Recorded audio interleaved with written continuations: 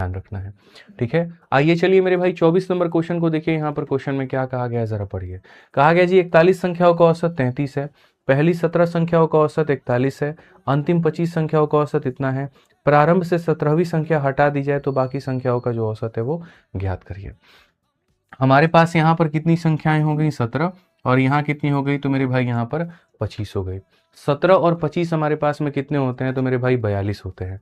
तो 41 संख्याओं का औसत दिया गया है, शुरू के 17 का और अंतिम के 25 का मेरे भाई दिया गया है, यानी बीच का एक संख्या मेरे भाई यहाँ पर निकालना और वो 17वीं संख्या है। तो पहली बात कंसेप्ट ऑफ मिडिल नंबर, मेरे भाई यहाँ पर आप बीच वाली संख्या को पता करिए। जैसे मैं यहाँ पर कह रहा हूँ कि शुरू के जो 17 संख्याएं हैं, शुरू के जो 17 संख्याएं हैं उन 17 संख्याओं का औसत कितना है तो मेरे भाई 41 है। जो मेरे भाई अंतिम के हमारे कितनी संख्याएं हैं 25 संख्याएं हैं, उनका औसत मेरे भाई यहाँ पर कितना है तो उनका औसत मेरे भाई यहाँ पर कितना हो जाएगा तो 27 हो जाएगा। बीच में जो यहाँ पर 17वीं संख्या होगी ना वो इधर के भी गिनती में आ रही होगी और इधर के भी गिनती में आ रही होगी, इसको बोलते हैं मिडिल नंबर। सारी संख्याओं का जो औसत है मेरे भाई यहाँ पर वो हमारे सामने कितना है तो सारी संख्याओं का औसत हमारे सामने 33 है। तो बहुत तरीके से यहाँ पर जो है मेरे भाई इस बात को समझिए। उनको बुलाओ, अंदर आओ, बैठो। तो 17 संख्याओं का ये औसत है, 25 संख्याओं का ये औसत है, पूरी संख्याओं का ये औसत है। हमसे कहा गया 17वीं संख्या जो है वो मेरे भाई बता दीजिए कि पहली बात वो कितना होगा, फिर जब उसको हटा देंगे तो बाकी संख्याओं का औसत बताना क्या होगा। तो यहाँ पर ये जो मिडिल नंबर होता है ये मिडिल नंबर हम कैसे निकालते हैं, यहाँ पर ये मिडिल नंबर हम कैसे निकालते हैं आप बताइए। 33 से ये कितना ज्यादा है, 8 ज्यादा है, तो यहाँ पर ये 8 ज्यादा है और कितने लोगों पे तो 17 लोगों पे।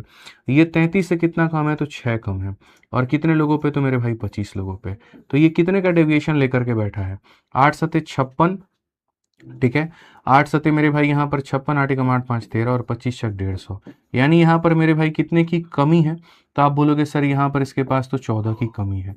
तो इतने का डेविएशन है भाई, अगर इतने का डेविएशन है मतलब इतने की कमी है। तो जैसे मैं आपको कहता हूं तराजू के दो भाग होते हैं, अगर एक तरफ में मेरे भाई -14 है तो जाहिर सी बात है जाने के बाद में यहाँ पर +14 हो जाएगा, और अगर इतना एक्स्ट्रा होगा तो इसका प्रभाव पड़ेगा।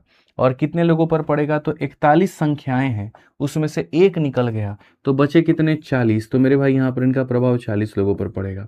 तो ये हमारा हो जाएगा 7 दूनी 14, या फिर ऐसे कह सकते हो मेरे भाई यहाँ पर आप 14/40 लगभग हमारा कितने के करीब में होगा तो एक भाग करो, 4 से भाग करो, 4 3 के 12 और मेरे भाई 4 5 20, 0.35 का प्रभाव। तो 0.35 का प्रभाव बढ़ेगा तो एवरेज हमारा क्या होगा तो बढ़ जाएगा। 35 का एवरेज था और 0.35 मेरे भाई बढ़ गया तो 33.35 जो होगा वो करेक्ट आंसर होगा। ये हमारा बिल्कुल सही उत्तर होगा, क्योंकि अगर एक तरफ माइनस आता है दूसरी तरफ प्लस, और इसको बाकी बची संख्याओं में